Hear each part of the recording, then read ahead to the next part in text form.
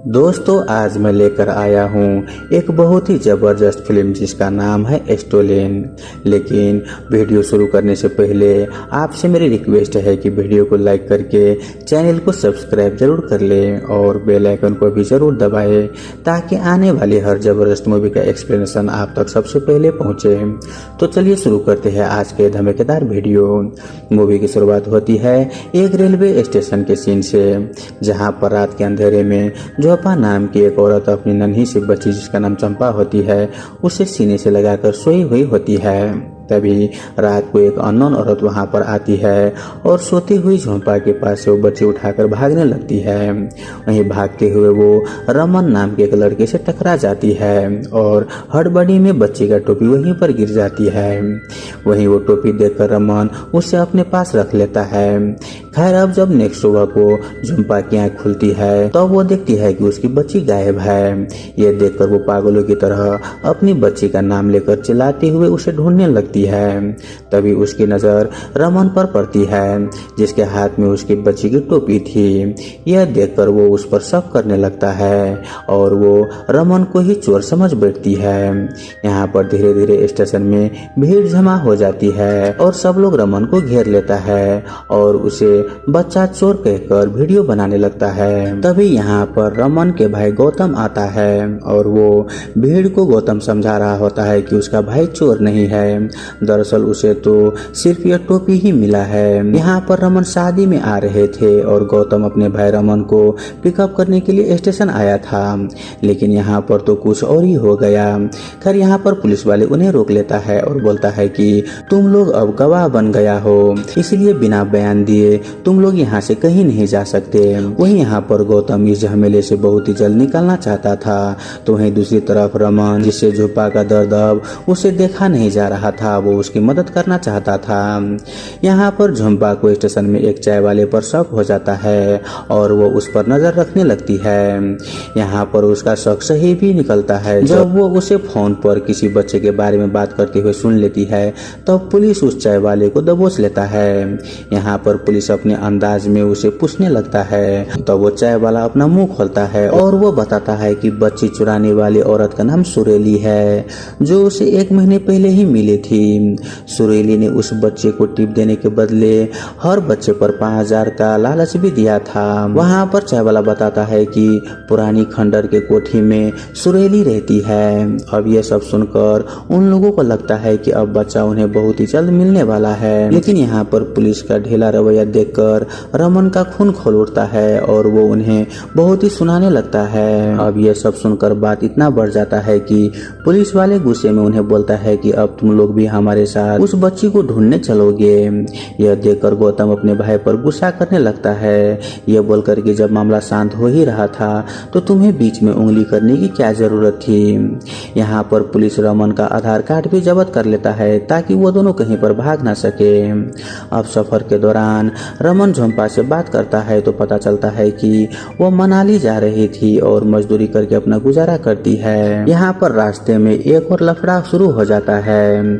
दरअसल कुछ लोग उनकी गाड़ी को रोक लेता है क्योंकि उनके व्हाट्सएप ग्रुप पर इन लोगों का वीडियोज बच्चा चोर नाम से बहुत ही वायरल हो चुकी थी।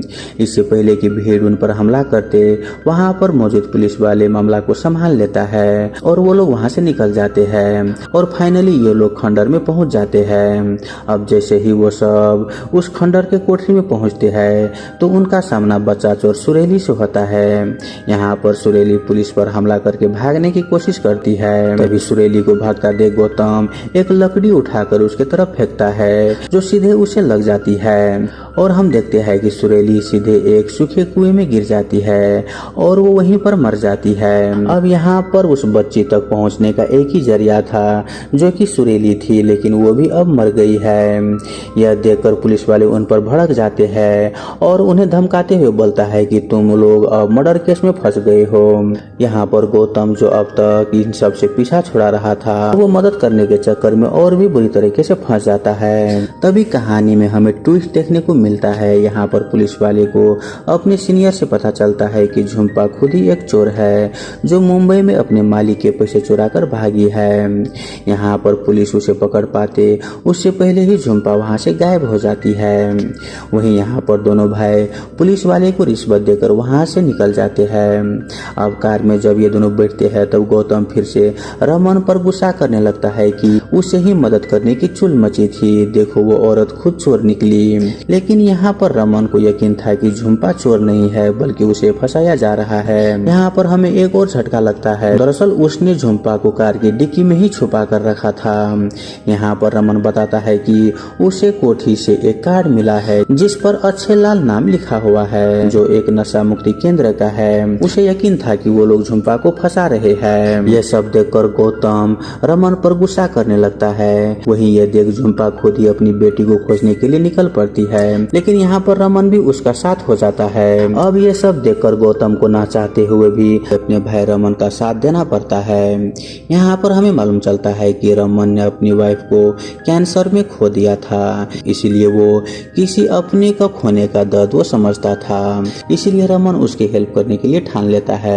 लेकिन यह सब कुछ उन लोगों के लिए इतना आसान नहीं होने वाला था। यहाँ पर उनकी बच्चा चोर वाली वीडियो इतनी ज्यादा वायरल हो चुकी थी कि जहाँ भी वो लोग जाते गुस्से में वहाँ के लोग उन्हें मारने के लिए दौड़ पड़ता। इसी भगम भाग में एक बार झुम्पा का बैग खुल जाता है और रमन की नजर उसमें रखे बहुत सारे पैसों पर पड़ता है। यह देखकर उसका शक गहरा होने लगता है और तभी झुम्पा के पास एक कॉल आता है जिसमें कॉलर उस पर मैडम का बच्चा चोरी करने का इल्जाम लगाता है।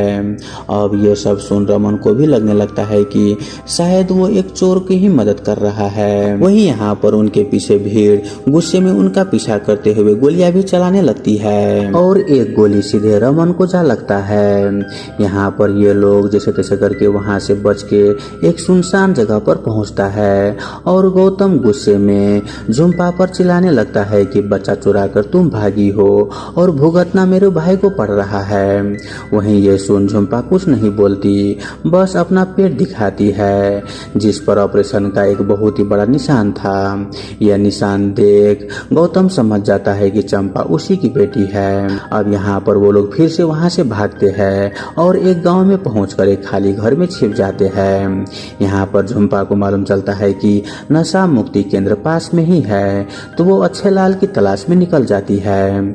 यहाँ पर रमन की हालत बहुत ही बिगड़ता जा रहा था। यह देख गौतम मदद लाने के लिए बाहर निकलता है, लेकिन भीड़ उसे फिर से पकड़ लेता है और बिना उसके कुछ सुने उसे बहुत ही बेरहमी से पीटने लगता है। लेकिन सही समय पर पुलिस वहाँ पर आ जाता है और उसकी जान बचा लेता है। अब मूवी में सारे बिखरे तार एक ही जगह पर आकर जुड़ रहे थे, जो होता है शहर का एक बड़ा सा हॉस्पिटल। वहीं यहाँ पर गौतम घायल रमन को एम्बुलेंस में अस्पताल ले जा रहा होता है। तभी उसकी नजर ड्राइवर की नेम टैग पर पड़ता है जिस पर लिखा था अच्छे लाल।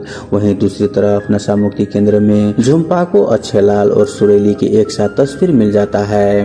उसे मालूम चल जाता है कि अच्छे लाल उसी हॉस्पिटल में एम्बुलेंस का ड्राइवर है। यहाँ पर गौतम का पूरा खेल समझ आ जाता है कि ये हॉस्पिटल ही बच्चों का तस्करी का अड्डा है। यहाँ पर वो जान जाता है कि सुरेली बच्चे चुरा कर यहाँ पर लाती थी और हॉस्पिटल के सीनियर डॉक्टर और अच्छे लाल मिलकर उन बच्चे को अनाथ बताकर जिन लोगों को बच्चे नहीं होते वो लोग उन्हें बेच देते थे। वहीं यहाँ पर गौतम अपनी आंखों से चंपा को भी बिकते हुए देख लेता है और यह देखकर हॉस्पिटल में ही वो हंगामा खड़ा कर देता है। इसी बीच पुलिस वाला झुम्पा से पूछता है कि अगर तुमने पैसे लिए थे तो बच्चा चुरा कर तुम क्यों भागी। तब यहाँ पर मूवी के बहुत ही बड़ा राज खुलता है। यहाँ पर झुम्पा बताती है कि दया मैडम नाम की एक औरत के लिए उसने अपना कोक किराए पर दिया जिसे हम सेरोगेसी कहते हैं। डॉक्टर का कहना था कि उन्हें उन्हें एक बच्चा होगा, लेकिन भगवान की कृपा से उसे जुड़वा बच्चा हुआ। अब डील के हिसाब से उसने दया मैडम को एक बच्चा दे दिया और दूसरी अपनी चंपा को अपने साथ रख ली। वो यहाँ पर कहती है कि मैं अपना चंपा उन्हें क्यों दूं, ये तो मेरी बेटी है। अब ये सब सुनकर पुलिस वाले का भी आंख भर जाता है। यहाँ पर पुलिस वाले उसकी भावना को कदर करते हुए उसे हॉस्पिटल ले आता है और फाइनली हम देखते हैं कि एक माँ को अपनी बेटी वापस मिल जाती है। वहीं इस केस में मिले डॉक्टर, अच्छे लाल और इस घिनौने व्यापार में शामिल हुए सभी लोगों को पुलिस अरेस्ट कर लेता है और मूवी के अंत में हम देखते हैं कि रमन अब खतरे से बाहर है और उसका भाई गौतम, जो इस पूरे झमेले से दूर भागना चाहता था, वो अब रियल हीरो बन चुका था, क्योंकि वहाँ मौजूद सारे लोग जान जाता है कि गौतम की वजह से एक माँ को उसकी बच्ची वापस मिल गई। वहीं गौतम इस बात से बहुत ही खुश होता है और इसी के साथ ये मूवी यहीं पर खत्म हो जाता है। तो दोस्तों, आई होप आपको ये मूवी एक्सप्रेशन वाला वीडियो अच्छा लगा हुआ हो। अगर आपको वीडियो अच्छा लगे तो वीडियो को लाइक करके हमारे यूट्यूब चैनल को सब्सक्राइब जरूर कर लीजिए। धन्यवाद।